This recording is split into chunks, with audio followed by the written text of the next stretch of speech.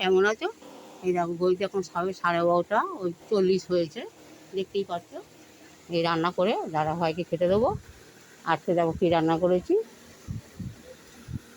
আজকে একটা একটা করে অনেক কিছু রান্না হয়ে গেছে।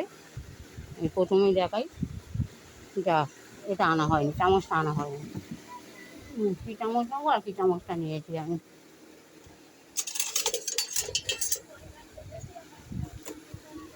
সবাই জানো আমরা গরিবের ঘর, একটু ভাঙাচোরা, সবাই দেখেছো। তোমাদের কাছে লজ্জার কিছু নেই, আমার ভাঙা ঘর, ভাঙা ঘর। আর এই দেখো একটু, এইটা হচ্ছে কলমি শাক, আলু দিয়ে ভেজেছি। যদি কলমি শাকটার ভাগটা একটু অল্প, দাদাভাই খাক একটুখানি করে, কেন অনেক কিছু রান্না হচ্ছে একটা একটা একটু একটু করে। এই শাকটা আগে একটু দিয়ে দিও নি, শাকটা খাক, শাকটা খাওয়া ভালো গরম মাটি দিয়ে। দেখো না কয় দুটো ভাত নিয়েছে তোমার দাদাভাই, একদম অল্প কটা ভাত নিয়েছে।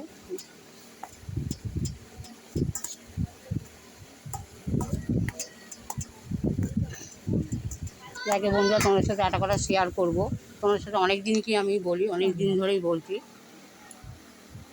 দেখো শাক ভাজা ঠিক আছে, আর দেখো করেছি এই যে বড়া, ডালের বড়া ভাজা, অনেক কটা করেছি, এটা আমার অনেক কদিন হয়ে যাবে। দাদাভাইকে 2 পিস দিই, বড়া ভাজা দিদি না। আর ফাইনালি আমার চোখের অপারেশনের ডেট ঠিক হয়ে গেছে। আমি 9 তারিখে ভর্তি হব, আর 10 তারিখে আমার অপারেশন হবে। অপারেশন হয়েই ওরা বিকেলে ছেড়ে দেবে। যা হোক, তোমরা সবাই একটু দোয়া করো যাতে আমার অপারেশনটা যেন ভালোভাবে হয়ে যায়। অনেক দিন ধরে আমি চেষ্টা করে করে, তবে এটা প্রাইভেটে হচ্ছে।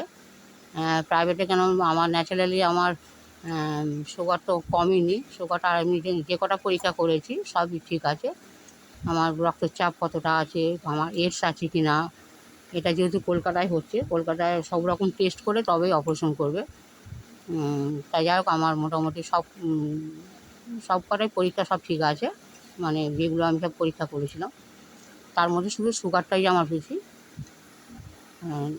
যাকে মানে যে অপারেশনটা হচ্ছে, এটাই আমার কাছে সবচেয়ে বড় কথা, যেটা আমার অপারেশন ঠিকঠাক হয়ে গেছে।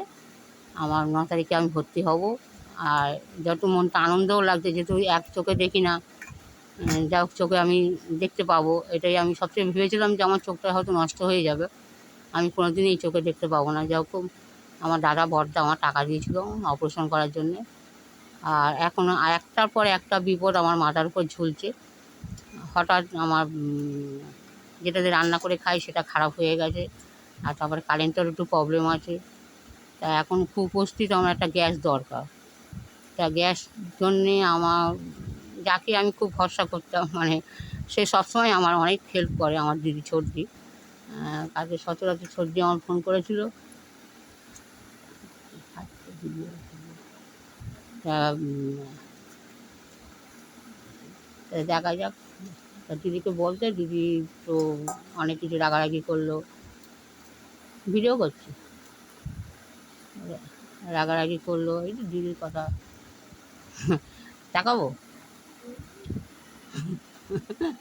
আমার ভাসুরের মেয়ে এসছে, ওটা ওর মুখ দেখাবে না ভিডিওতে, এরা মুখ দেখাতে চায় না।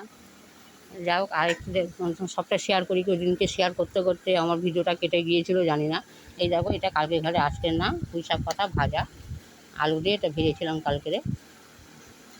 এটা দাদাভাইকে দিই, ওনার জন্যই কালকে করা। আর ওনাকে পুঁই শাক পাতা ভাজা খাবে না, উনি খাবে না। তাহলে কী খাবে? এটা শুধু খাবে কী করে? আর দেখো করেছি যে এটাও কালকে ঘাটে ফুটুলি দিয়ে মাছের ঝোল করেছিলাম, এটা অল্প আছে। আর আজকে করেছি, আর একটু মাংস পাঠিয়েছে ওনার বোন, এই যে মাংস কষা করেছিল। আর পুঁই শাক ডাল, এই যে পুঁই শাক ডাল, যেটা ও পুঁই শাক ডাল খাবে না, খাবে না। ভালো করে বলো, পুঁই শাক ডাল খাবে না? ডিমের তরকারি দিয়ে দেবো? হ্যাঁ, উনি ডিম খাবে। এই যে দেখো, ডিম ভেজে রান্না করেছি আমি। এই দেখো ডিম ভেজে এই রান্না করা হয়েছে, ডিম ভাজা। আর রাতে একটুখানি ইচ্ছা আছে, একটুখানি ইয়ে করবো, রুটি করবো। দাঁড়াও দাঁড়াও দাঁড়াও, ভাতটা সরিয়ে আনো, ঝোলটা দিন, নাহলে বিছনায় পড়বে। এটা আবার রাতে উনি রুটি করবো, ওই জন্য একটু সামান্য ঝোল রেখেছি। কারণ একটু রুটিতে একটু ঝোল ঝোল হলে ভালো লাগে খেতে, আমার তো ভালো লাগে, কার কীরকম লাগে জানি না। আর খুব আমি রিচ করিনি, হালকা ঝোল করেছি, কেন রোজ প্রতিদিন রিচ খেতে যেন ভালো লাগে না, একটু হালকা পাতলা ভালো লাগে। তো একটু মাংসও দেবো, আগে এটাতে মাখিয়ে দিই, দেখেও যদি মাংস খেতে চায় মাংস খাবে উনি, আগে এটাতে মাখিয়ে দিই উনি। এখন যাক আজকে দুপুরবেলা এই তোমাদের দেখিয়ে দিলাম খাওয়া দাওয়ার মেনুটা, যে আমাদের খাওয়া দাওয়ার কী মেনু। তবে সবাই দেখতে পাচ্ছ আলুগুলো দেখো, এখন দেখা যাচ্ছে মানে মশলা কম করেছি, মশলা কমই আমি মশলা কম করেছি কেন দাদার একটু, আমারও পেটের সমস্যা হচ্ছে। আর প্রতিদিন আমি সত্যি কথা তোমরা নিজেরাই দেখো আমার ভিডিও যারা যারা দেখছো, আমি প্রতিদিনই মোটামুটি রিচ হয়ে যায় খাবার দাবার। আর দাদাভাইকে মাংস দিবি, মাংস নেবে তো? হ্যাঁ এটা নেবে, এটার বেলা না বলে না। যাক মাংস দিয়ে দিচ্ছি। আর উনি তো মাছের ঝোল খাবে না, মাছের ঝোল খাবে না মানে কি, আমি অ্যাকচুয়ালি বলিনি মাছটা খাওয়ার কথা, কারণ এই কারণে উনি ডিম খেলে আমি মাছ দেবো না। আবার ধরো মাংস খাচ্ছে একসাথে তিনটে, যা তোমরা সবাই জানো যে আমরা হিন্দুরা একসাথে সব রকম কিছু খাই না, মাছ মাংস ডিম আমরা খাই না। আমরা মাছ খেলে মাংস খাই, কিন্তু মাংসর সাথে আবার ডিমটাও আমাদের চলে না, সবাই ভালো করেই জানো তোমরা। সেই কারণে ওনাকে মাছটা দিলাম না, যেহেতু ও মাছও খাচ্ছে মাংস খাচ্ছে, তার মধ্যে মাছ দেবো না, ওই কারণে ওনাকে মাছটা দিলাম না আমি। হয়তো সবাই ভাববে যে দেখছো মাছটা দেখালো কিন্তু দাদাকে দিল না, এটা কথা না। দেখেছো তুমি, দেখো তোমরা দেখো বন্ধুরা, ও আগে মাংস খেতে ব্যস্ত হয়ে, দেখো ভাতটা পুরো আছে, আগে মাংসটা খাবে, দেখো ডিম মেখে দিয়েছি, কী হলোটা কি, হ্যাঁ কী হলোটা কি, ভাতটা তো পড়ে রয়েছে, ভাতটা তো খাবে, তুমি আগে মাংস তুমি ইসে করছো, কোনো সেন্স নেই, কোনো ইসে নেই।